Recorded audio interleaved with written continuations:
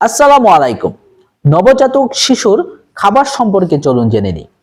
আমরা প্রথমেই জানব শিশু জন্ম হয়েছে অর্থাৎ শিশু সদ্য জন্ম হয়েছে 0 দিন থেকে অর্থাৎ 1 দিন থেকে পরবর্তীতে 6 মাস বয়স পর্যন্ত শিশুকে কোন কোন খাবারগুলো দিতে হবে, কি খাওয়ালে শিশুর স্বাস্থ্য ভালো থাকবে, শিশুর সঠিক বৃদ্ধি হবে। শিশু জন্মের সাথে সাথে যে কাজটি করতে হবে, জন্মের 1 ঘন্টার মধ্যে তাৎক্ষণিকভাবে শিশুকে মায়ের বুকের দুধ খাওয়াতে হবে। এবং অবশ্যই একটি জিনিস আপনারা খেয়াল রাখবেন, শিশু জন্ম হওয়ার পরবর্তী 6 মাস পর্যন্ত অর্থাৎ শিশুর বয়স 6 মাস হওয়ার আগ পর্যন্ত মায়ের বুকের দুধ ছাড়া অন্য কোনো খাবার খাওয়ানো যাবে না। অনেক মা বাবা বা পরিবার আছেন যারা কিনা শিশু ঠিকমতো বুকের দুধ পাচ্ছে না বা বুকের দুধ টানতে পারতেছে না, এই কারণে তারা বাহিরে বিভিন্ন ধরনের দুধ লিকুইড এগুলো কিনে এনে তারপর শিশুকে খাওয়ায়।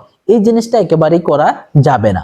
আপনারা একটু কষ্ট করে হলেও, একটু ধৈর্য নিয়ে হলেও শিশুকে একটু পর পর বুকের দুধ খাওয়াবেন। যে সমস্ত শিশু বুকের দুধ বেশি করে টানতে পারে না তাদেরকে আপনি একটু পর পর খাওয়ান, ধৈর্য নিয়ে খাওয়ান। তারপরও আপনি বাইরে কোনো খাবার তাকে দিবেন না। কেননা শিশু জন্মের পর থেকে পরবর্তী 6 মাস পর্যন্ত তার জন্য মায়ের বুকের দুধ তার শরীরের বৃদ্ধি বিকাশের জন্য বেশ উপকারী।